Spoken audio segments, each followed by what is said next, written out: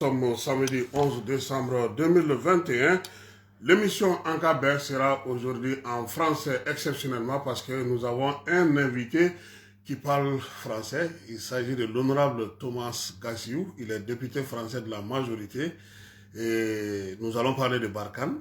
Nous allons parler de la réorganisation de Barkhane. Nous allons parler de la transition, les relations entre le Mali et la France. Il en sera question. Mais Abou, tu me regardes de façon bizarre. Tu veux me dire quelque chose? D'accord. Mais avant de recevoir notre invité, nous allons respecter aussi la tradition à vous. Les informations en bref. Limana ou kaobela gelen fo ka wale juman do biye sibiri to abukalot le ta anikele décembre amale la samba flani mugan anikele Francis député Noé Thomas Gaziou ale ba mbolo bi nga yana ka do kiwada misenu munu babula munu do da outloka Abu Assise National Barraw damne na bi minye commune munu be Mali konna na ulu de ya adamne Bamako ta ko oblara kalot le muga ani flala commune woro munu be Bamako konna na ulu ga assise oye malde munu be ko ka ulu ta kalot le ta ani segi katabla le ta ani konontona minye assise yɛrɛ belebeleba kɛnɛ sa o ye kalo tile 20 ani 7 ka taa bila tile 30 la o kɔrɔ bi Bamakɔ kɔnɔna ale sen tɛ assise la nka jɛkulu dɔw y'a yira ka ban kulu se tɛna ye assise kɛnɛ kan semasi n'ale bɛ Imam Mamudu Diko o senkɔrɔma dondo senasi n'o ye Zumana Sako ale ka tɔn ye cadre des partis politiques tɔn wɛrɛw bɛ yen minnu y'a yira k'a fɔ ko olu b'a ɲini u ka tɔndenw fɛ u k'u sen don baara in na o ye Mali église minnu bɛ an ka jamana kɔnɔ au conseil islamique ɲɔrɔn serifukɛ ka taa se bɛrɛbɛrɛli tɔn fasodenw ka tɔn jɛkulu ma min ye baarakɛlaw ka lafasa jɛkulu INTM CSTM CLDTM olu bɛɛ lajɛlen y'a yira k'a fɔ k'u ka tɔndenw k'u ka ye ko in ale kɛnɛ ka abu dogofirikaw fɛ yen min ye assise nationale ye a baaraw daminɛna dogofiri commune kɔnɔna na nka min ye dogofiri dugu commune dugu o bɛ bɛn 24 ma 18 o de sera ka na kɛnɛ ka sabula lakanabaliya y'a to u caman ma se ka kɛnɛ kɔnɔna sɔrɔ segukaw fɛ baaraw nun donna assise nationale baaraw olu nun donna maa min fɛ o y'u ka maire ye Tɔnbɔkutu ka o baaraw bɛ senna nin waati in na ka taa fara Koro ale ni Banyankara kɔnɔna kan yɔrɔ caman bɛ yen fana olu fanfɛlaw la olu tɛna se k'u ka laseliw kɛ u y'a yira k'a fɔ olu ka maaw kan ka ta ka na commune belebelew kɔnɔna na lakana bɛ se ka sabati cogo min o fana baaraw kan ka kɛ don nataw olu kɔnɔna ka kɛ ni ko labɛnbaw olu ka kibaruyaw ye plateforme min bɛ yen n'o ye Ibrahim Boubacar Keita senkɔrɔma donnobaw ka jɛkulu ye olu y'a yira bi sɔgɔmada in na baro sigi sen fɛ maison des aînés na Bamako k'u sen tɛna na ye sigi ka fɔ in na u y'a yira fana k'a fɔ laɲini minnu bɛ ka kɛ gouvernement fɛ o to laɲini sabatilenw ye organe unique min sigira sen kan a tɛ se ka taga wolo fɛn ɲɛnɛma na kɛnɛ kan an kɔni balila ka maa min ye bi sɔgɔmada in na o ye Isa Kawu Jim ye hali n'o y'a sɔrɔ a m'a yira k'a fɔ k'a bɛ tɔn in na laseli kɔni bɛɛ lajɛlen kɛra a sigilen ɲɛna maa wɛrɛw fana tun bɛ yen minnu ma don tɔn in na nka u y'u ka hakilina yira o la fana o nasira kelen fɛ jɛkulu minnu bɛ yen ni olu ye a yira k'a fɔ ko bɛɛ ya nali an ka jamana kɔnɔ olu ka wulikajɔ bɛnnen n'o ma n'o o ye mouvement démocratique maaw ye k'olu bɛ na bi ɲɔgɔn ye belebeleba kɛ bi kalo tile 11 a bɛ kɛ pyramide du souvenir la Lansara mana seli Bamako Pont des Martyrs ale kɛrɛfɛla la ko yaasa bɛɛ ya a kana don ngalabana maa si fɛ maa si kana bɛɛ ya taali ale baaraw k'olu ta k'a kɛ i kelen tɔgɔlata ye walima ka tɔgɔ tiɲɛ ta ka ɲɛsin a ko ma Abu bɛɛ lajɛlen b'a dɔn k'a fɔ ko Umar Mariko Bakari Kamara ka taa se Buba Fane ma olu minɛna sabula kuma dɔ fɔra min ye nɛni ye o yɛrɛ la ka bɔ Sadi ɲɛma ale yɔrɔ Sadi tɔn ale lajɛ kɛ kunu u y'a yira k'a fɔ k'u bɛ yafa deli malidenw bɛɛ lajɛlen fɛ ka ɲɛsin ka sababuya kɛ Dr Umar Mariko ye nɛni minnu kɛ o kama Sadi tɔn ale kɔni ye laseli kɛ kunu maa min ye kibaruya da an tulo kan o ye Nuhu Keyita ye ale ye Sadi bɛrɛbɛrɛli tɔn secrétaire administratif ye ko Sadi bɛ yafa ɲini maliden bɛɛ lajɛlen fɛ ka kɛ ni Umar Mariko ye nɛni minnu kɛ bɔlɔlɔ ale sanfɛ Abu o yafa kelen bɛn le cerveau fana y'o ɲini parena ale ni kodɛm fɛ sabula ale ka laseli dɔ senfɛ bourse du travail la ale tun y'a yira k'a fɔ ko olu bɛ baara dɔ la o de la olu tun y'a yira k'a fɔ k'u bɛna wele bɔgɔ jeninen kan nka kunu bɛn meeting ba min tun bɛ ka kɛ place de l'indépendance la ye a y'a yira k'a fɔ ko a bɛ yafa deli kɛ u fɛ k'u ka yafa ma ko a filila mana min ye parena tɔndenw ye ani kodɛm tɔndenw k'a bɛ yafa deli u bɛɛ lajɛlen fɛ abu ko mali farancɛlafa maaw ye wagande dɔ dayɛlɛ wagande in a dayɛlɛ kun ye yaasa maa minnu b'a fɛ ka transition dɛmɛ maa minnu b'a fɛ ka dɛmɛ ta ka don transition ma o compte bancaire a bɛ BDM na compte bancaire a baaraw kan ka kɛ cogo min na ministre min bɛ yen ni ale bɛ fanga la kuma lase ka n'o ye colonel Abdoulaye Mayiga ye ale ye laseli kɛ a ko kan k'a jira k'a fɔ a kɛkun de ye maa caman bɛ jamana kɔ kan u b'a fɛ ka f'u bɛ fɛ ka fanga dɛmɛ yaasa o dɛmɛ ka se ka don a donda fɛ a ka se ka ye k'a dɔn k'a fɔ jamanadenw bɛ fɛ ka wuli ka jɔ kɛ a compte in sigikun ye o ye abu ko ni musaka min sɔrɔla la a fanba k'a bɛna taa don sɔrɔsiw olu ka minɛnko la ani u ka dɛmɛliko k'a sigikun ye o de ye Bataki o bɔra colonel Abdoulaye Mayiga yɔrɔ porte-parole du gouvernement ministre de l'administration territoriale ministre min b'an ka kiiriko kunna a y'a jira k'a fɔ ko Bakari Togola ka kiiri min tigɛra ko a ma jɛnɛ a ye ko sabula ko a ma taa kiiri taabolo sira ɲuman fɛ ko siganaw yera a ko la sabula min ye waleya in ye a ma bɛn o de la ale fana ye enquête dɔ dayɛlɛ kiiri in yɛrɛ kɛcogo kan o b'a jira k'a fɔ ko n'a ma farati Bakari Togola a bɛ sɔn ka segin kaso la abu sabula min ye ministre de la justice ye a ye fɛn caman fɔ a ka Bataki kɔnɔna na Bataki min n'a y'a ci kiiriso maaw ma ka u ladɔnniya k'a fɔ k'u ye kiiri min tigɛ Bakari Togola ale ka ko kan ko a ma ɲɛ bi a ma ɲɛ sini ko sɛgɛsɛgɛli o ka kɛ ka kɛɲɛ ni maa minnu ye kiiri in tigɛ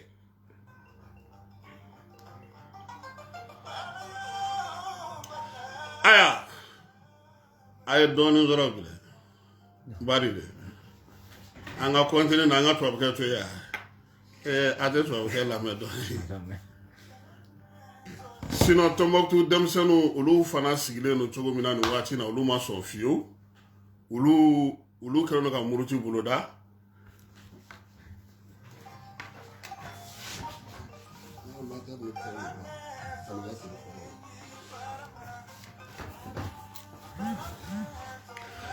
abu ko tɛ ja n'a tigi tɛ dɛ Kiledu fana bɛ ka 31 labɛn n'Ala sɔnna a ma su belebele Abu Ture bɛ k'o labɛn a ko denfaya n'a denbaya n'a minɛnkolon cɛ n'a fɛn bɛɛ lajɛlen talen don ka di Sori Kɛmɛso ma Elayi Sori Kɛmɛso ka bɔ Kɔnakaw fɛ yen an bɛ naze dumuni na yan fo saga ka kule dɔ kɔnɔ ɲina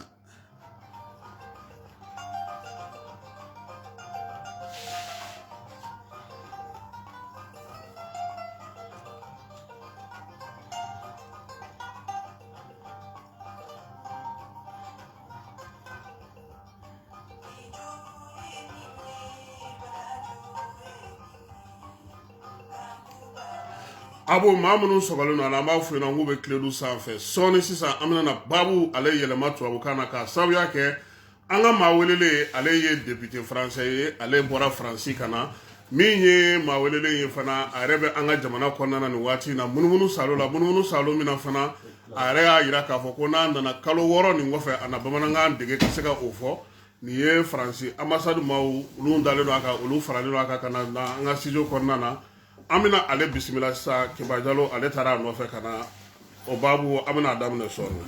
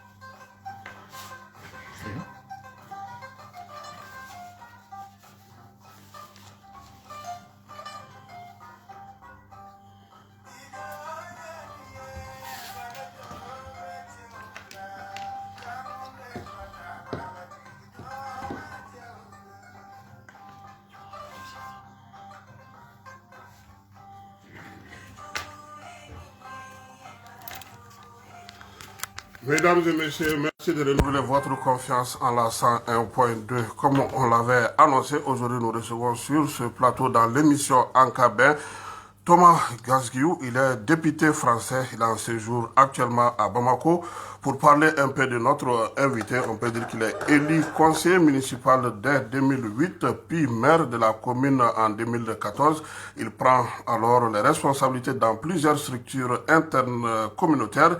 Il préside par exemple les syndicats des eaux et des monts de Lyon, de Lyonnais, avec 74 communes. Il est conseil de surveillance du centre hospitalier local ou encore de CETERN, du groupement hospitalier du territoire GHT de Loire. En 2012, il fonde Vivox, premier fournisseur d'accès dédié du très haut débit en zone rurale. Ça intéresse les Maliens. Et devient le premier président du club des entreprises de Mont de Lyon jusqu'en 2014. Notre invité est aussi membre de l'Assemblée nationale française. C'est à ce titre d'ailleurs qu'il fait l'honneur d'être là aujourd'hui pour parler de la situation sécuritaire, de la relation entre le Mali et la France, mais surtout de la réorganisation de la force française Barkhane. Thomas Gazguiou, bonjour. Bonjour. Vous êtes au Mali, ça fait combien de jours maintenant? Je suis arrivé jeudi et je repars dimanche soir. Déjà? Et déjà 4 jours, voilà, 4 jours pour venir à la rencontre des Maliens, des autorités maliennes dans ce beau pays. Vous avez eu la chance de rencontrer certaines autorités ou pas? Oui, notamment le CNT, alors qui est un peu l'équivalent de l'Assemblée nationale ici au Mali. Alors le président du CNT actuellement est en Turquie, mais j'ai rencontré plusieurs membres du CNT et puis le premier vice-président notamment hier. Alors, qu'est-ce que ça vous fait d'être là parmi nous pendant cette période cruciale entre le Mali et la France? Déjà, j'étais déjà présent en début d'année où j'avais déjà eu beaucoup de rencontres. Et donc finalement, je viens quelques mois plus tard déjà réaffirmer l'amitié entre le peuple français et le peuple malien. Parce que la relation d'État à État, des fois, peut connaître quelques soubresauts. Mais ce qui est fondamental, c'est les liens qui nous unissent. En France, nous avons plus de 300 000 Maliens. Au Mali, il y a plus de 8 000 Français. Il y a des échanges au quotidien. Vous voyez, moi, dans mon histoire, mes parents ont passé plusieurs années au Mali, par exemple. C'est le cas de nombreux Français. Et donc, je viens réaffirmer ces liens. Et puis, je viens également faire le point sur la situation, sachant qu'en France, comme au Mali, beaucoup de personnes se posent des questions en disant, au bout de 8 ans, on en est où? Qu'est-ce qu'on va continuer à faire ensemble et comment on fait pour améliorer les choses? Aujourd'hui, vous êtes là et vous êtes présent à Bamako. Comment vous voyez cette transition, la transition malienne, si on peut le dire, la transition à partir de l'équipe Choguel et Assimi?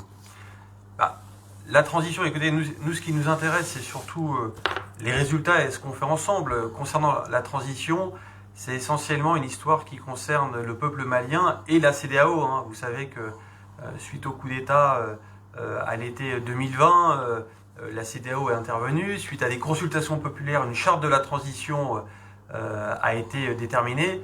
Et la France, bien entendu, on est très attentif au fait que cette transition se passe en bon ordre, puisque on est ici au Mali uniquement parce qu'on est à la demande des autorités maliennes. Donc il nous faut un cadre légitime, j'allais dire, pour intervenir.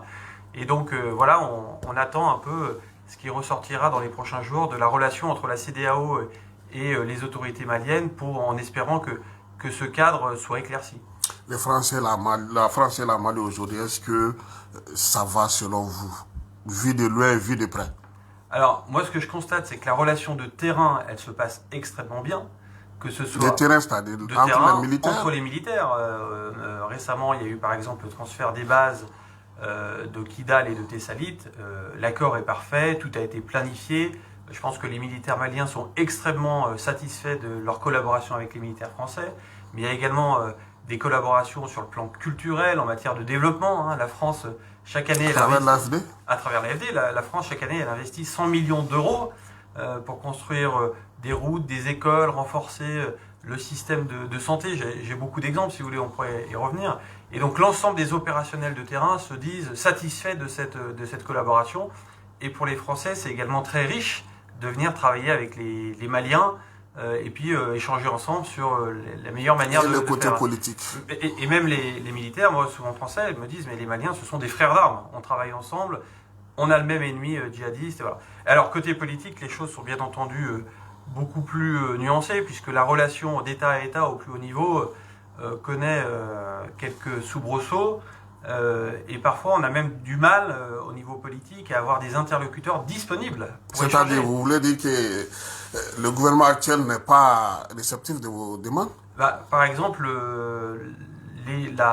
la relation entre nos présidents n'est pas très fluide. Quand ils veulent se parler l'un l'autre, ils ne décrochent pas facilement le téléphone. Et donc, pour s'entendre... La dernière tentative date de quand? Alors, je ne sais pas, je ne suis pas dans ce niveau d'information, mais simplement, ce que je peux dire, c'est si on veut avancer ensemble, et cette crise, on ne pourra la résoudre que de manière collective, hein, nous on est à l'appui de ce que veulent faire les Maliens, il faut avant tout se parler, et donc il est très important qu'on entretienne ce dialogue politique. Moi, avec le CNT, ça se passe bien, quand on veut se voir, on s'appelle, ça se passe bien, et j'espère que dans les prochaines semaines, ce dialogue au plus haut niveau pourra redevenir fluide pour que chacun fasse part de ses attentes. Mais qu'est-ce qui bloque aujourd'hui? Est-ce qu'Assimi ne veut pas prendre son téléphone pour appeler Macron? Ouais. Où c'est ça se situe? Il faudrait demander à vos autorités de transition qu'est-ce qui peut bloquer. Moi, ce que je constate, c'est que le Premier ministre a tenu des propos à différents endroits qui me semblent particulièrement éloignés de la réalité. Quand il dit que la France, par exemple, quand il dit à l'ONU que la France abandonne le Mali en plein vol, alors que nous réfléchissons ensemble depuis des mois et des mois à une évolution du dispositif. Vous ne pensez pas que c'est l'émanation un peu de la volonté populaire? L'avis du Premier ministre? Alors, j'ai l'impression que c'est un discours parfois qui est un peu populiste, c'est-à-dire que c'est parfois effectivement ce que veut entendre une certaine partie de la population, mais ce n'est pas un discours, à mon sens, qui colle à la réalité et dont l'objectif profond est de faire évoluer positivement la situation au Mali, puisque la France n'abandonne pas, bien entendu, le Mali en plein vol, on réarticule notre dispositif, mais pour mieux accompagner, par exemple, les FAMA par ailleurs. Et donc, pour qu'on avance bien ensemble, il faut notamment qu'on soit franc entre nous, et puis qu'on arrive à entretenir ce dialogue politique permanent, et c'est comme ça qu'on sera le plus efficace. Alors, vous avez parlé de Barkhane, 8 ans après son arrivée sur le territoire malien. Quel bilan tirez-vous de cette présence militaire française au Mali? Alors, cette présence, la présence militaire n'est qu'un aspect de ce que la France propose de faire au Mali, comme je disais tout à l'heure. Mais si vous voulez parler de la présence militaire en tant que telle, donc il faut toujours rappeler que la force Barkhane est là à la demande des autorités maliennes en 2013, et demande qui a constamment été renouvelée. Et le président de la République, Emmanuel Macron, renouvelle en permanence cette demande pour vérifier qu'il s'agit bien d'une demande des autorités maliennes, que cette assistance soit là. On parle de la présence française, on pourrait également parler de la présence européenne, puisque vous savez que l'Europe déploie plusieurs opérations, notamment la force Takuba et le UTM, ECAP également, et puis il y a également la présence internationale de l'ONU au travers de la MINUSMA.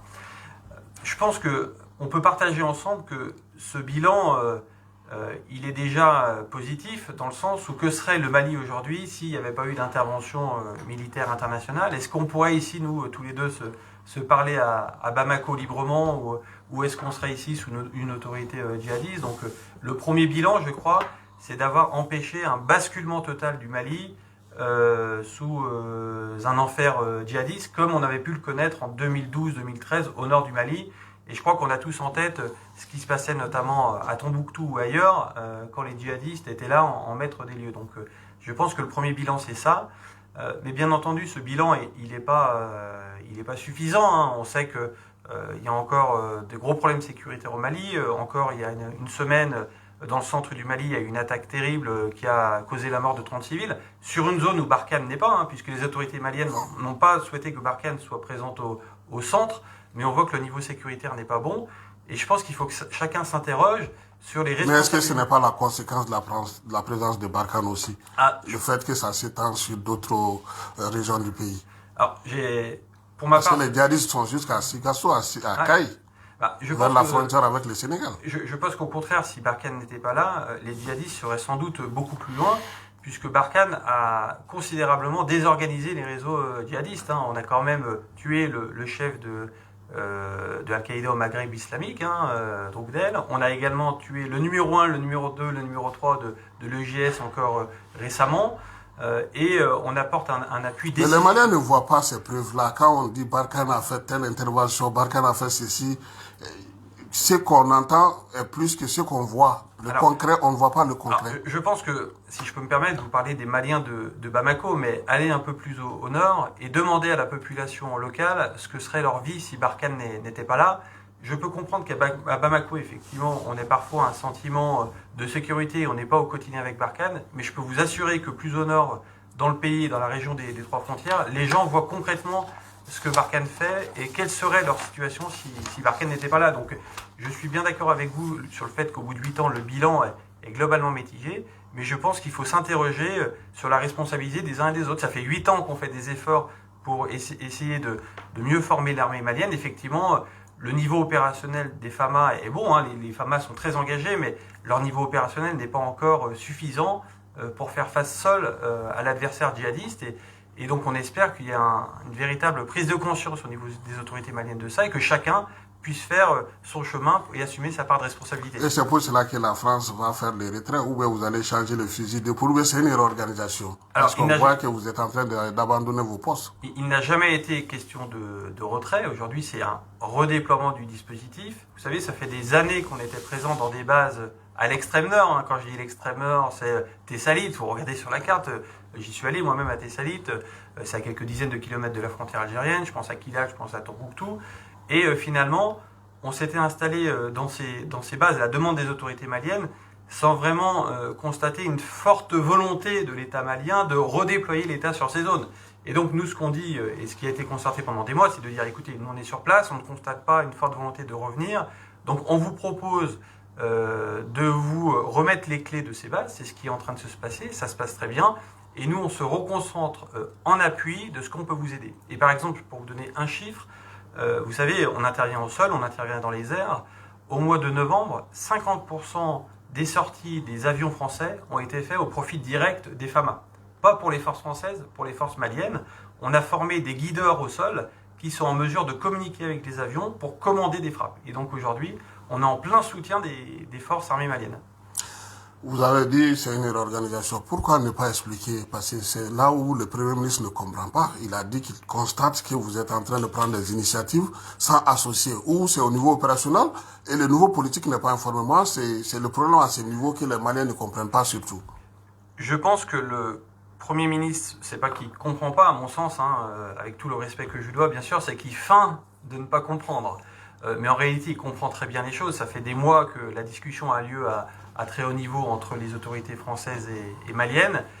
Et malheureusement, je crois qu'il est un peu parfois dans une dérive un peu populiste en pointant le doigt peut-être sur des partenaires internationaux, peut-être pour mieux cacher ce qu'il ne fait pas lui-même et sa part de responsabilité. Donc voilà.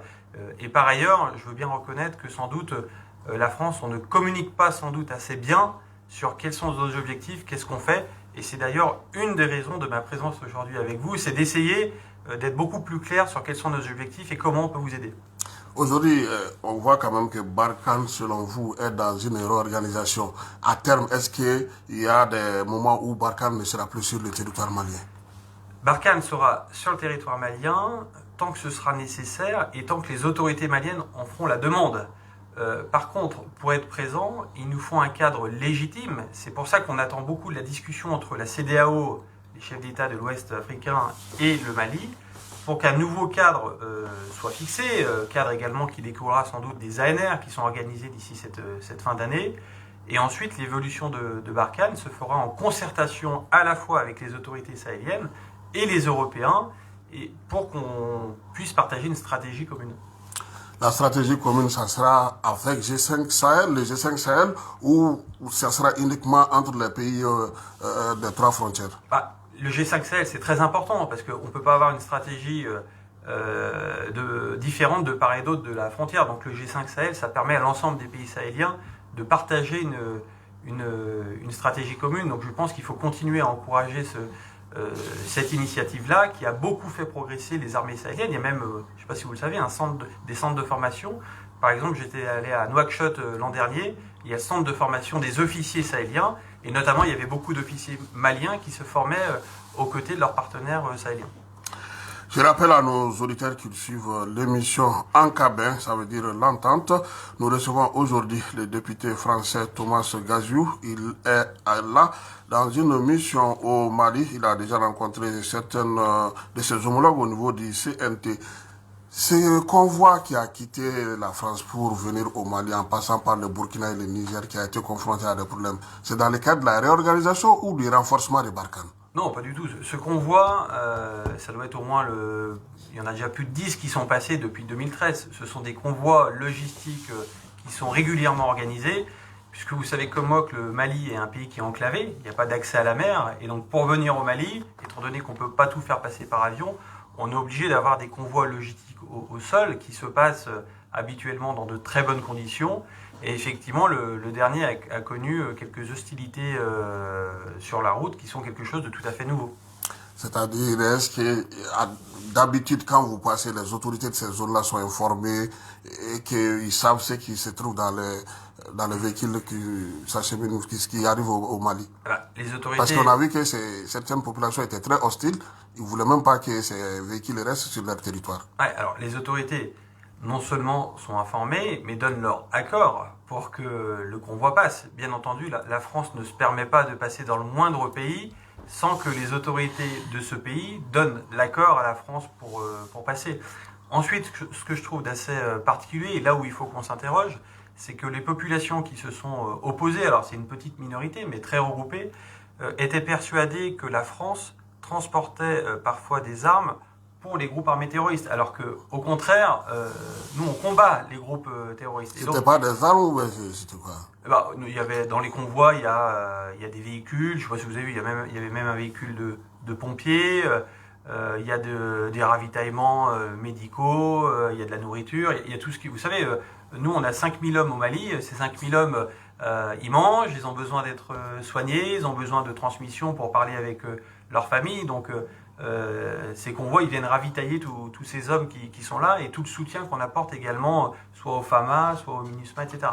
Et alors, ce que je trouve, le point sur lequel on doit s'interroger, c'est pourquoi les populations locales sont persuadées qu'on apportait des armes aux djihadistes et comment finalement ce qui se passe sur les réseaux sociaux peut terminer par apporter une vision totalement biaisée de la réalité, éventuellement certaines puissances étrangères qui ont intérêt à ce désordre. C'est-à-dire, vous voulez parler de qui, de quel pays?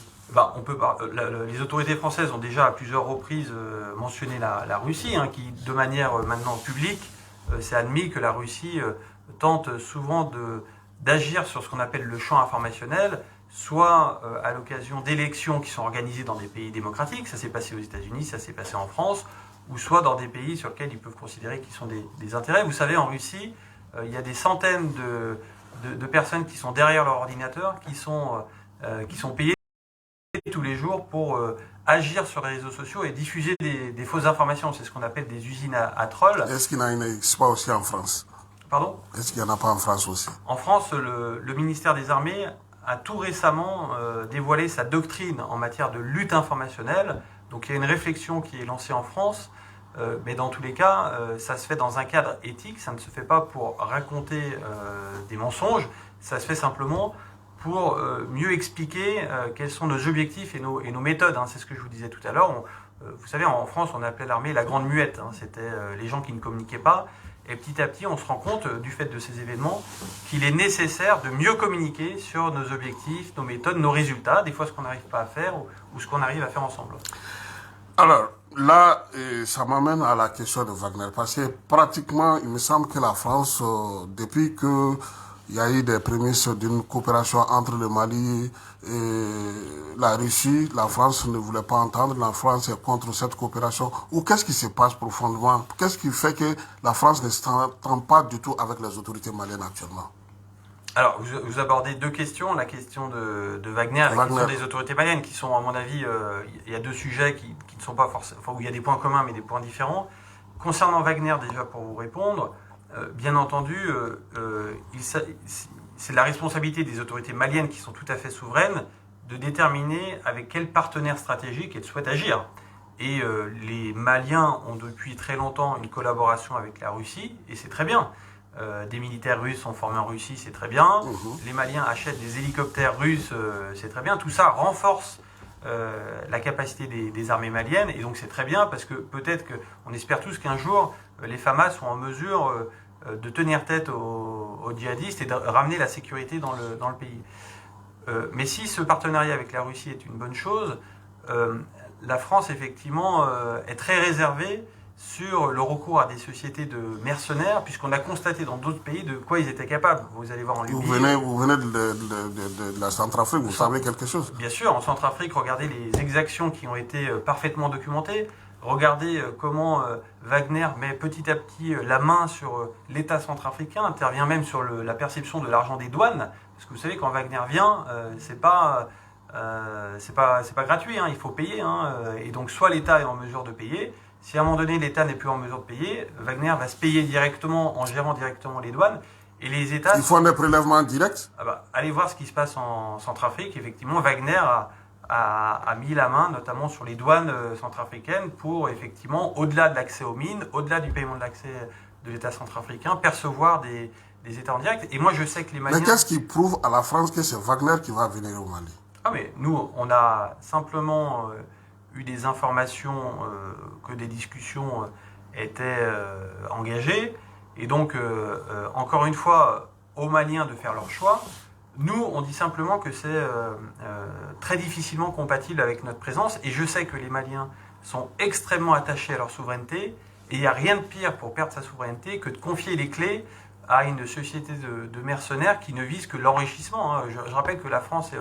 Et au Mali, alors certes, on a des intérêts communs, hein, parce que la sécurité de la France se joue aussi un peu au Mali, mais la France ne facture aucunement ses prestations. Hein. On est là, à la demande des autorités maliennes, pour essayer de résoudre ensemble un problème.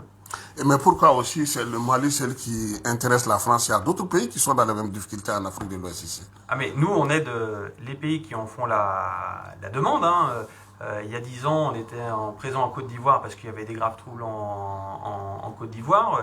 Au Sahel, on a d'autres partenariats. Vous savez qu'on est par exemple présent au Niger, on a une base aérienne. Au Tchad, quand les autorités nous le demandent parce qu'elles ont des instabilités qui viennent du Nord, on étudie également la manière dont on peut intervenir. Donc nous, ce qu'on cherche, c'est la stabilité de cette région, parce qu'on pense que cette région... Sans intérêt? Bien sûr que si, on a en tout cas des objectifs. On pense que cette région, c'est un potentiel de développement extrêmement important. Quand vous voyez la jeunesse malienne qui a plein de projets, hier j'ai échangé avec beaucoup de jeunes, des créations d'entreprises, on pense que cette stabilité, on peut s'appuyer là-dessus pour demain faire du commerce ensemble. Et puis notre enjeu, c'est la stabilité du Sahel, parce que si le Sahel est déstabilisé, ça viendra finir par déstabiliser l'ensemble de l'Europe. Donc bien entendu, la France, elle a des objectifs qui sont tout à fait transparents, et peut-être qu'il faut qu'on les rappelle pour dire que voilà, on a des objectifs communs, et c'est ce qui fonde notre présence sur place. Je rappelle aux auditeurs qui suivent l'émission Encabé, nous sommes avec Thomas Gassiou, il est député français. Il répond à nos questions par rapport à la situation, mais vous n'avez pas parlé de cette difficile compréhension entre les autorités de transition et la France. Qu'est-ce qui explique cela selon vous? Qu'est-ce qui est à la base réellement? Qu'est-ce qui a durci l'histoire? Parce que quand Bandao était là, la France ne se plaignait pas du tout. Mais il a fallu l'arrivée de Assimi et de Choguel qu'on voit que la France ne veut plus de cette transition. C'était une transition qui était bien, qui avait prouvé ses preuves, qui avait même mieux fait selon Macron, plus que le président Eli Ibeka. Mais aujourd'hui, c'est la même transition qui continue. Alors, je pense qu'on parle souvent des relations entre la France et le Mali, mais en fait le sujet c'est surtout la relation entre le Mali et la CEDEAO. C'est la CEDEAO qui fixe le cadre politique de la transition. Je rappelle qu'au premier coup d'État en août 2020, c'est la CEDEAO qui a fixé le cadre, et à l'époque la France, quand elle avait été interrogée, elle avait constaté qu'effectivement il y avait un mouvement populaire à l'été 2020, une aspiration de changement, et elle n'avait pas plaidé pour une approche stricte sur cette transition. Et vous voyez, le premier coup d'État, on va dire, c'était relativement bien passé. Il y avait la CEDEAO qui avait fixé un cadre, les consultations des autorités maliennes. Ensuite, il y a eu un deuxième coup d'État où là, effectivement, les autorités maliennes ont commencé à s'éloigner de manière très forte du cadre fixé par la transition par la CEDEAO et qui, par ailleurs, depuis mai, laisse entendre que le calendrier des élections ne serait pas retenu. Et donc, on peut comprendre effectivement les interrogations. Mais techniquement aussi, on ne peut pas tenir. Hein.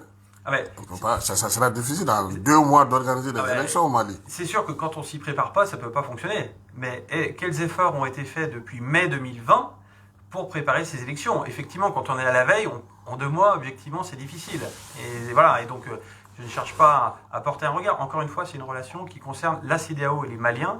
Et je pense qu'aujourd'hui, les Maliens je pense qu'il serait intéressant qu'une discussion puisse se réengager de manière très transparente avec la CEDEAO pour que les autorités de transition puissent faire part éventuellement de leurs demandes, puisqu'effectivement, ça devient compliqué à organiser ces élections, et que la CEDEAO puisse poser un nouveau cadre, si nécessaire, peut-être en donnant du temps davantage. C'est pas à moi de le dire, hein, c'est la CEDEAO. Parce que notre objectif, il est tous le même, hein, c'est que le Mali soit en sécurité, prospère et que les Maliens soient heureux. Est-ce que la France aussi souvent, c'est pas 2 poids, 2 mesures? Dans la mesure où vous avez applaudi le fils de Déby, au Mali, on essaie de trop fatiguer les jeunes colonels.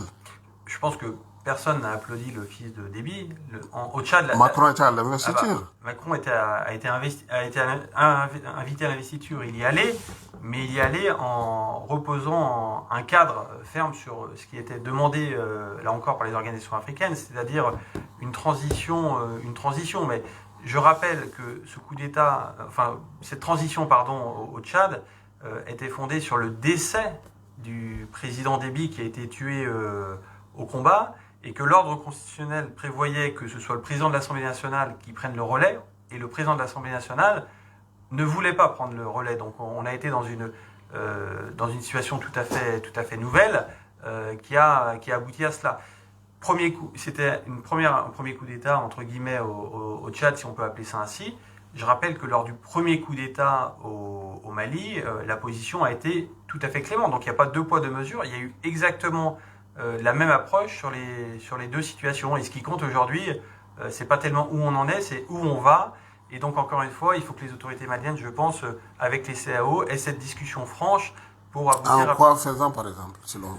Je pense que les autorités maliennes devraient faire part à la CEDEAO de leurs demandes, de dire qu'effectivement, elles ont besoin davantage de temps. Okay, ça peut se comprendre, vous l'avez dit, encore une fois, moi je ne suis pas la CEDEAO, mais j'imagine ça, et que finalement un calendrier puisse être établi pour rassurer les uns et les autres sur le fait que la démocratie sera bien de retour au Mali, et que les Maliens puissent construire ensemble un projet, parce que vous voyez comment on lutte contre l'insécurité au Mali, c'est bien entendu avec la force, on peut lutter, mais fondamentalement on lutte contre l'insécurité au Mali en rassemblant les Maliens autour d'un projet commun, pour que le jeune Malien, quelle que soit son ethnie, soit plus intéressé dans une collaboration avec l'État, croit en l'État pour lui apporter l'éducation, la sécurité et la justice, et se disent pas je vais plutôt croire en groupe djihadiste pour m'apporter ces services. C'est comme ça qu'on pourra résoudre durablement la crise.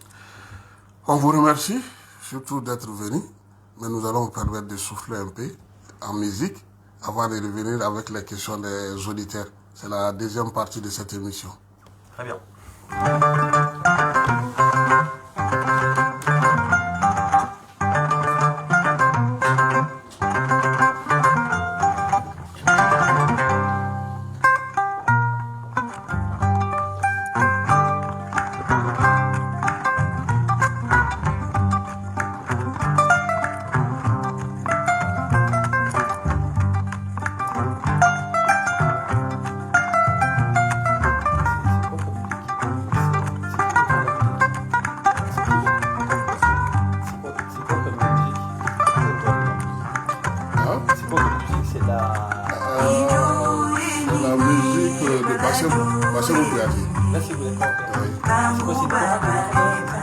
Ngoni, c'est le Ngoni. Ouais. L'orchestre est composé uniquement de joueurs de Ngoni.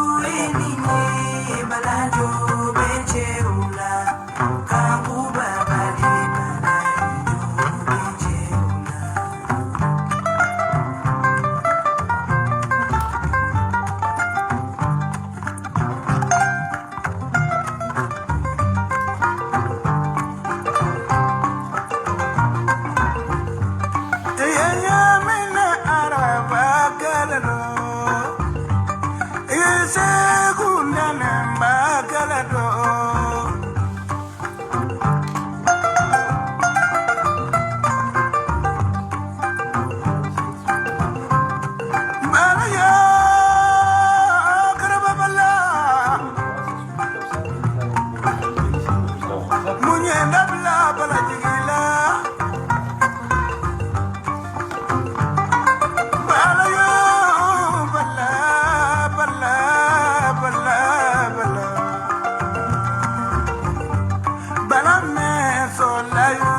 êtes sur un point de la radio Clédou. Nous émettons depuis la cité du Niger. Nous recevons aujourd'hui M. Thomas Gaziou. Il est député français. On va prendre les auditeurs. Ça sera une personne, une question bien précise à notre invité. Allô? Allô? Allô, salam alaikum Kassim. Alaikum salam. Salam Traoré de la Ferbourg. Salam Traoré. Est-ce que il peut se dire qu'il y a des gens qui ont fait quelque Ayi, bon Kassim, ne pas dire bon nana, comme elle va interpréter la sama. Et Kassim a une galère en population, on m'a fait moi jamana nyamore.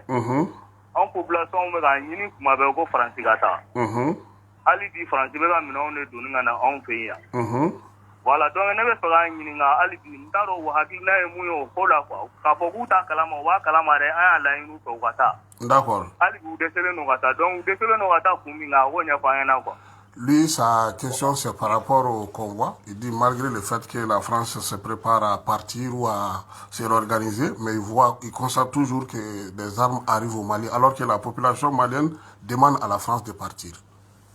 C'est sa question. Alors, déjà, merci de l'avoir traduite, parce que j'aurais eu du mal à la comprendre. Sinon, nous, notre contact, ce sont les autorités maliennes, et la France a toujours dit que si un jour les autorités maliennes ne sollicitaient pas notre aide, nous, on n'avait plus rien à faire au Mali, et donc ce qui compte pour nous, ce sont la demande des autorités maliennes. Ensuite, bien entendu, on est très attentif au fait que la population, elle comprenne cela, et donc, encore une fois, il faut qu'on communique davantage sur nos objectifs et sur ce qu'on peut faire, tous ensemble. 20 21 00 11. Allô? Allô?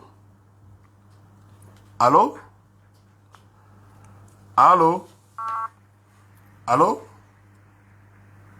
Allô? Oui, allô? Bonjour. Bonjour. Votre nom et prénom? Modibo Konaté. Modibo Konaté. Alors, quelle est votre question, monsieur Konaté? Ma question, bon, comme on le dit, c'est-à-dire la raison fondamentale de la crise au Mali ne se dit-elle pas à l'attaque de la Libye par la France? Et si j'ai une proposition à faire, c'est que la France doit mettre tous ses efforts, n'est-ce pas, pour remédier à cette crise au Mali. Parce que c'est elle qui a causé vraiment le problème. D'accord. Voilà. Merci beaucoup, Donc, monsieur Konaté. Voilà. J'espère que vous avez saisi sa question. Alors oui, merci monsieur Konaté pour votre question. Alors, si je comprends bien votre question, c'est finalement quel est l'impact, on va dire, de ce qui s'est passé en Libye sur la situation au Mali. Bon, il y avait des Maliens qui étaient engagés sur le conflit en Libye, et effectivement, la France est intervenue aux côtés d'autres pays, je crois, en 2012, et je pense que le président français, d'ailleurs Emmanuel Macron, a reconnu que cette intervention, elle était potentiellement elle aurait pu être mieux organisée d'une certaine manière, et d'une certaine manière, ça montre que la France reconnaît parfois la possibilité d'améliorer son action. Pour autant, je pense que croire que l'ensemble de la situation au Sahel est la conséquence de ce qui s'est passé en Libye, à mon sens, c'est une interprétation qui, à mon avis, qui est un peu facile et qui est fausse. Et donc, il n'y a pas il peut exister un lien, mais à mon avis, c'est pas ce qui explique fondamentalement la situation au Sahel. D'ailleurs, au Mali, il y avait une violence qui existait déjà avant l'intervention en Libye. Donc voilà, il peut exister parfois des liens, mais je ne pense pas que c'est fondamentalement ce qui explique la situation au Sahel. Il veut que la France aussi redouble ses efforts pour faire face à cette situation. Et alors que la France, oui, précédemment on nous dit ça serait bien que la France reparte. Là, on nous dit que ça serait mieux que la France soit davantage là. On nous dit, il y a beaucoup de gens des fois qui manifestent en disant la France doit partir. Et puis vous voyez, quand on ferme les bases à l'extrême nord, il y en a qui manifestent en disant vous nous abandonnez. Et donc en fait, nous on est prêts à vous aider côté français, puisque le destin des Français et des Maliens sont liés, comme je le disais. Mais il faut simplement qu'on ait des demandes claires, d'autorités légitimes, et on pourra bien avancer ensemble. Mais souvent, on entend tout et son contraire. 21 0011. Allô? Allô? Oui, allô? Oui, bonjour Kassim. Bonjour. C'est Aminata Diallo. Aminata Diallo, comment allez-vous? Oui. Ça va? Ça va. Votre question? Bon, la question que moi j'aimerais poser, Mhm. qu'est-ce que tu trouves l'heure où pourquoi il y a tant d'insécurité malgré leur présence au Mali? D'accord. Voilà, c'est ma question. Quoi. Merci. Alors, merci à Madame Diallo pour sa question. Je trouve qu'il y a une question légitime. Alors, encore une fois, je pense qu'on pourrait répondre en disant quel serait le niveau sécuritaire au Mali si nous n'étions pas intervenus? Est-ce que ça serait pire ou est-ce que ça serait mieux qu'aujourd'hui? Moi, personnellement, je pense que si on n'était pas intervenu, la situation sécuritaire serait beaucoup plus dégradée. Donc certes, on n'est pas encore à la hauteur, Maliens et Français, à la hauteur des attentes, mais je pense que c'est déjà bien mieux que si on avait rien fait. Et une deuxième manière de répondre, c'est de dire qu'il faut qu'on continue à agir ensemble et que chacun assume sa part de responsabilité. La France a une certaine responsabilité, les Maliens ont une certaine responsabilité, et à chacun de faire sa part du chemin pour essayer de mieux avancer ensemble. Vous savez, nous, ça fait 8 ans qu'on participe à la formation de l'armée malienne, que ce soit au niveau français, au niveau européen. On essaie de financer des équipements, des armements pour l'armée malienne. Et vous savez, nous-mêmes, on se désespère un peu en disant, mais au bout de 8 ans, certes, le niveau a progressé, les soldats maliens sont valeureux, mais on n'est pas encore au niveau qu'on espère. Et donc, on espère vraiment que du côté des autorités maliennes, il y a une vraie dynamique qui soit engagée pour faire les réformes nécessaires pour qu'ensemble, on soit plus efficace. 21 0011, vous êtes sur le club. Allô? Allô? Allô? Ouais, Kassim. Oui, ça va? Allô? Oui, allô? Oui, ça va? Voilà, alhamdoulilah. Votre nom et prénom? Ishaka Traoré Bangoni Djeknebougou. Ishaka Traoré Bangoni. Ishaka, votre question? Muna emana ale ɲininka an ni faransi cɛ la ale bɛ na ni CEDEAO tɔgɔ ye. A ɲininkara faransi an ni faransi cɛ de la a ma ɲininka ni CEDEAO cɛ la o. Olu yɛrɛ nalen san 7 fɔ Sinigi. Doni min kun t'an kun na o de nana bila an kun na. Olu kun nana anw dɛmɛni kama ka doni jigi wa walima olu yɛrɛ de nana ni doni ye ka na d'anw kun na. Alors, a bɛ n'i jaabi. Il demande pourquoi quand moi je vous pose des questions sur la France, la relation entre la France et le Mali. Vous évoquez la CEDEAO, vous dites que c'est entre le Mali et la CEDEAO et que ça fait 7 ans que la France est venue au Mali, mais c'est de pire en mal, de jour en jour. Est-ce que la France n'est pas venue avec l'insécurité au Mali? L'insécurité, elle existait déjà au Mali, puisque c'est ce qui justifie la raison de la France. Encore une fois, en 2013, début 2013, quand les djihadistes descendent sur Bamako, c'est eux qui créent l'insécurité. Et si la France n'était pas intervenue, que serait-il devenu? Est-ce que les FAMA auraient su résister seuls à cette offensive djihadiste? Donc la France ne génère pas de l'insécurité. Au contraire, elle combat les djihadistes. Encore une fois, on a eu de nombreux résultats sur le terrain, des résultats tactiques. Mais bien entendu, ces djihadistes... ils font preuve de beaucoup de résilience, ils se fondent dans la population. Vous savez, nos armées, elles sont essentiellement organisées pour combattre un ennemi qui est visible, en treillis, qui veut combattre. Quand l'ennemi fuit les combats, effectivement, on a davantage de mal. Et c'est pour ça que la réponse ne peut pas être que sécuritaire. La réponse est beaucoup plus globale à ce problème-là. Enfin, concernant la CEDEAO, effectivement, c'est la CEDEAO qui fixe le cadre de la transition. Et je pense qu'il est important de sortir uniquement de cette relation franco-malienne. C'est bien le Mali, avec ses partenaires régionaux, qui doit échanger pour fixer ce cadre de la transition. Et un cadre clair est nécessaire pour l'intervention de la France. Vous savez, nous, on ne peut pas durablement rester dans un pays où le cadre politique n'est pas extrêmement clair, parce qu'on a besoin de justifier auprès de notre propre population pourquoi on intervient. Voilà. 20 21 0011, allô? Allô? Oui, votre nom et prénom? Kasim Somoro. Sekou Maïga. Odo. Bifo. Ojaraye. Biga invité pour mi kileru la me pas bella gene. Bek Lobila. Kasim ne ga nyali polo ye. Ya France bina wati muna. Be tegera ko France kwaya tu be to da France la. Bi bere ko France kata. Logo ne biga nga hingawo. Lo kunju men kama ben bo bi ka France gen. O ya question polo ye. Plana e muyi. Ete libi uka yo libi munchinde. Ete o koloro de mata amaya kwa mali kono wa. Parce que France de tara libi chiku. Donc o koloro de sera amaya. Bon na ro ko ba sécurité o de sera parce que ule na ni ni ko. E ba ko ninkeleni. Ama bo yo re. Ama bo France kana yo libi munchinde. Question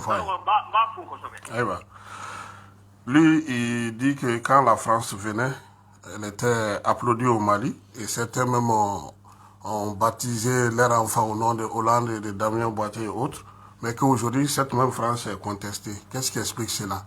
Et pour lui, sa deuxième question, il dit que tout est parti de la situation de la guerre en Libye qui a été menée par la France selon lui. Et c'est la conséquence que le Mali est en train de subir jusqu'à présent. Il dit quand même qu'il tient à vous remercier d'être venu à Clédou. Merci en tout cas à lui pour sa question. Alors sur la Libye, on a déjà échangé à ce sujet-là. Concernant l'évolution du rapport avec Serval et Barkhane, c'est quelque chose qu'on observe à mon sens de partout. Vous savez, quand vous intervenez à la demande d'un État qui est à l'agonie, vous intervenez toujours en étant applaudi, puisqu'il y a un cadre extrêmement clair qui est lisible par la population. Nous sommes attaqués, quelqu'un vient nous défendre. Et donc là, effectivement, tout va pour le mieux, et on sait rapidement apporter une réponse sécuritaire pour libérer le pays. C'est ensuite que le plus dur commence. C'est quand on a libéré le pays qu'il y a des autorités politiques sur place qui doivent mener des réformes pour essayer de réconcilier les uns et les autres. Et là, la population qui voit parfois ces réformes qui n'arrivent pas, et on ne peut pas dire que IBK a été très dynamique pour faire ces réformes, il y a eu beaucoup de contestations populaires, donc la population ne voit pas les choses avancer et finit par se poser des questions petit à petit. Et c'est là où nous, on a d'autant plus besoin de communiquer pour dire pourquoi on est là, quels sont nos objectifs, et rappeler toujours et toujours qu'on est là à la demande des autorités maliennes pour essayer d'agir pour la sécurité de tous. Mais ouais, donc au début, c'est normal qu'on soit applaudi, et ensuite, il faut davantage communiquer pour expliquer la raison de notre présence. 20 21 0011, allô? Kasim, salam alaikum. Alaikum salam. Kasim de Mohamed Kassoge. Amadou Kassoge.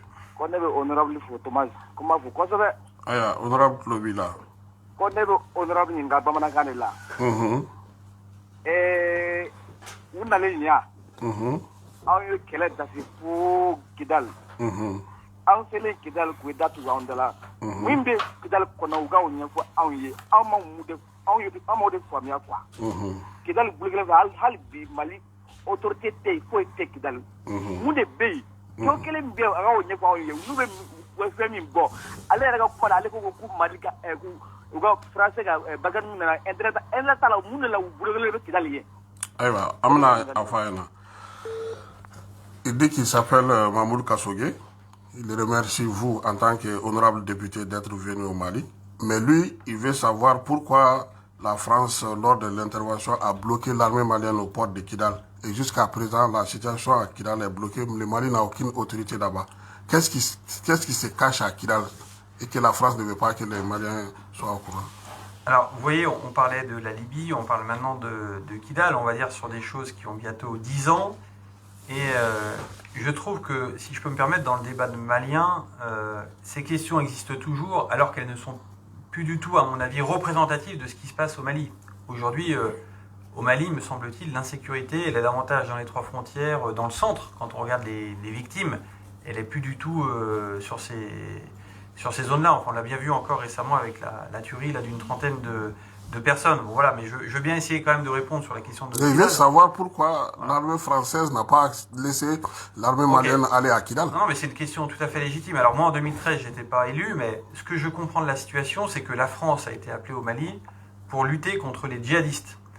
Et que quand les armées maliennes et françaises sont arrivées à Kidal, il a été proposé aux armées maliennes de ne pas engager un nouveau front avec à l'époque le MNLA pour concentrer le travail contre les djihadistes.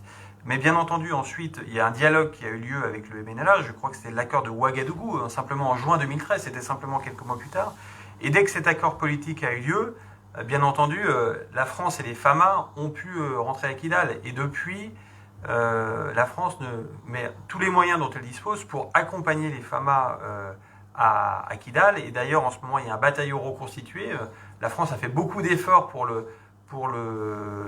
contribuer, on va dire, à la réussite de ce bataillon. Et donc aujourd'hui, le bataillon constitué à Kidal, le drapeau malien flotte à Kidal. Et ce qu'on aimerait tous maintenant, c'est également un retour de l'État à Kidal pour qu'au-delà des militaires, il y ait également l'administration, l'école, la justice malienne qui puisse s'exercer à Kidal.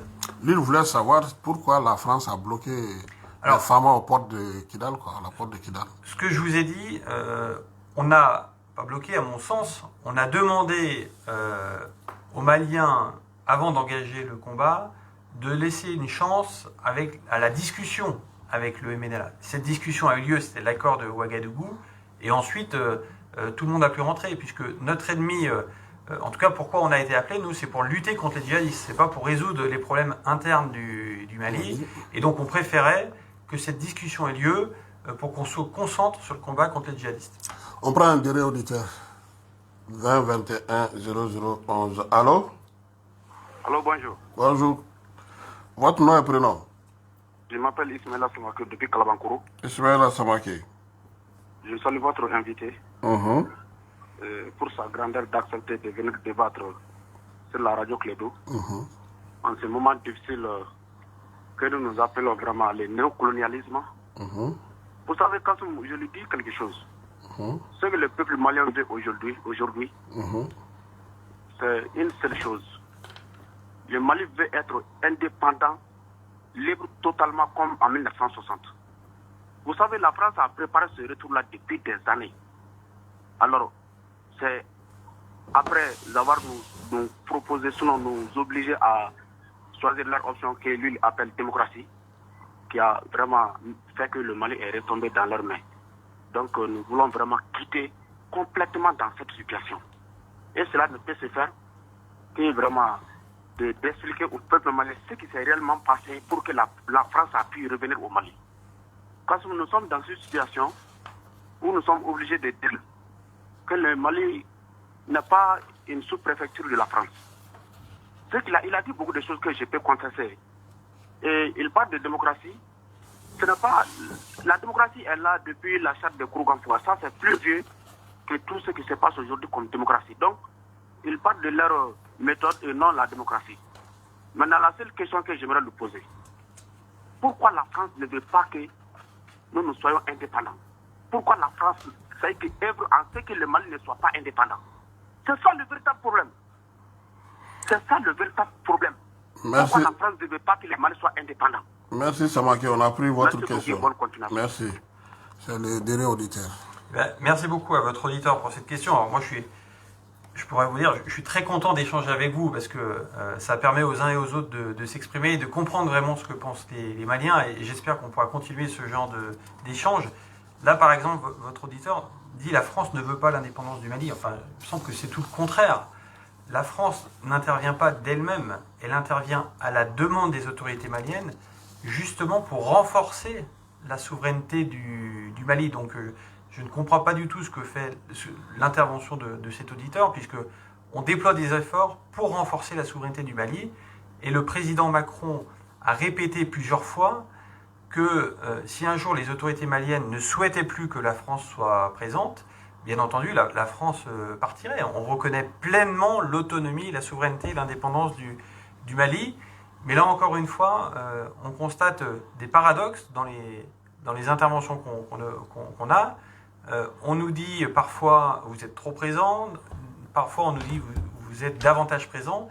Et donc, la seule manière de sortir de cette situation paradoxale, c'est que le Mali ait des autorités légitimes qui disent ce qu'elles attendent des partenaires internationaux et notamment de la France. Et ensuite, je peux vous dire que l'ensemble des partenaires internationaux conformeront à ce que souhaitent les autorités maliennes. Mais encore une fois, il faut qu'elles puissent l'exprimer de manière légitime. On est au terme de cette interview, émission aussi. Et si vous avez quelques mots pour conclure. Non, bah écoutez, moi j'étais extrêmement content d'être là parmi vous. Enfin, je rappelle ce que je disais en introduction. Le Mali est un très beau pays, hein, je vous dis ça, mes parents y ont passé plusieurs années. Moi, j'y viens plusieurs fois par an et j'ai toujours plaisir à échanger avec le Malien. Et je pense que des fois, les Maliens n'en ont pas toujours conscience. Mais voilà, quand on se balade, que ce soit dans le pays d'Ogon, quand on voit la mosquée de Djenné, quand on voit les mausolées de Tombouctou, tout ça, ce sont des trésors. La jeunesse malienne est également plein d'énergie, a envie d'entreprendre. Donc moi, mon dernier message, c'est que le Mali a un avenir, mais que la solution pour construire cet avenir, elle repose avant tout sur les Maliens eux-mêmes. Vous savez, la communauté internationale, la France, les Européens, on peut apporter une aide si on nous le demande, mais la vraie solution, elle repose sur les Maliens. Merci beaucoup, honorable, d'être venu jusqu'à Radio Clédou. Je rappelle à nos auditeurs que notre invité d'aujourd'hui était Thomas Gaziou. Il est député français. Il est en fin de séjour parce qu'il repart dès demain. Bien. Eh ben oui, dès demain, les bonnes choses ont une fin. Et vous savez, j'ai pas mal de choses aussi à faire en France, mais j'espère que je reviendrai très prochainement au Mali. Plaisir à Dieu. Nous mettons un terme à cette session d'information d'émission sur la Radio Clédou. C'était l'émission Encabé avec Abou Tete Touré aux opérations techniques et à la mise en onde pour nous suivre sur les réseaux sociaux. Keba Diallo a fait aussi la mise en ligne de cette émission que vous pourrez retrouver sur la page Encabé de Radio Clédou. Merci à l'Ouram, merci à Hugues et à l'autre aussi d'être venu. Merci à vous tous. Et tous ceux qui ont accompagné l'ambassadeur, et à samedi prochain pour une autre émission en Gabin sur la 101.2, la Radio Clédou, le studio Djelibaba Sissoko.